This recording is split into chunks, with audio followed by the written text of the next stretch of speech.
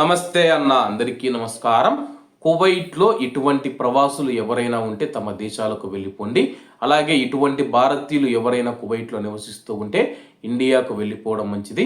అధికారులు తనిఖీలు చేసి మిమ్మల్ని పట్టుకొని అలాగే మీ పైన చట్టపరమైన చర్యలు తీసుకునే లోపు కువైట్ దేశంను వదిలి పారిపోవడం మంచిదని చెప్పేసి కువైట్లో ఉన్న కొంతమంది నిపుణులు తెలుపుతూ ఉన్నారు.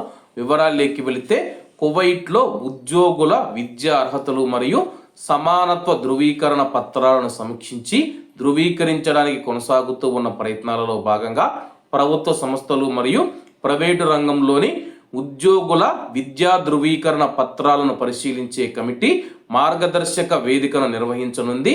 కమిటీ సూచనలను అమలు చేసే విధానాన్ని వివరించడం ఈ ఫోరం యొక్క లక్ష్యం అని చెప్పేసి కమిటీ బుధవారం మనం చూసుకుంటే ఒక మార్గదర్శక వేదికనైతే నిర్వహించనుంది, ఒక కార్యక్రమాన్ని అయితే నిర్వహించనుందనమాట. అలాగే ఈ ఫోరం యొక్క లక్ష్యము మంత్రిత్వ శాఖలు, ప్రభుత్వ విభాగాలు, ప్రభుత్వ సంస్థలు, ప్రభుత్వ యాజమాన్యంలోని కంపెనీల నుంచి నిపుణులు హాజరవుతారని చెప్పేసి ఈ చొరవ కువైటీ పౌరులు మరియు ప్రభుత్వ మరియు ప్రైవేటు రంగ సంస్థలలో పనిచేసే ప్రవాసులకు ఇద్దరికీ వర్తిస్తుంది.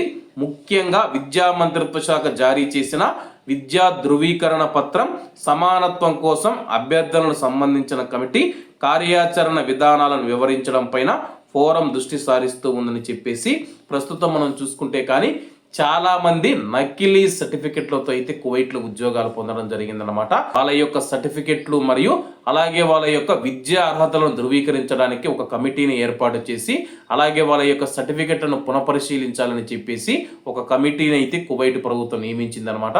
ప్రస్తుతం భారతదేశం మరియు అలాగే ఇతర దేశాలలో మనం చూసుకుంటే నకిలీ సర్టిఫికెట్లు తయారు చేసేసి కువైట్ మరియు ఇతర దేశాలలో అయితే ఉద్యోగాలు పొందుతూ ఉన్నారన్నమాట.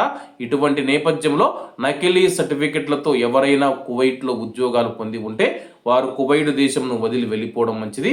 ఒకవేళ మీరు తనిఖీలలో పట్టుబడితే కానీ మీ పైన చట్టపరమైన చర్యలు తీసుకొని భారీ జరిమానా మరియు జైలు శిక్ష విధించే అవకాశం ఉంది. కాబట్టి ఇటువంటి వారు ఎవరైనా ఉంటే వెళ్ళిపోవడం మంచిదని చెప్పేసి నేనైతే తెలుపుతున్నాను. కాబట్టి అందరూ బాగుండాలి, అందులో మనం ఉండాలి. అందరికీ నమస్తే అన్న, జై హింద్.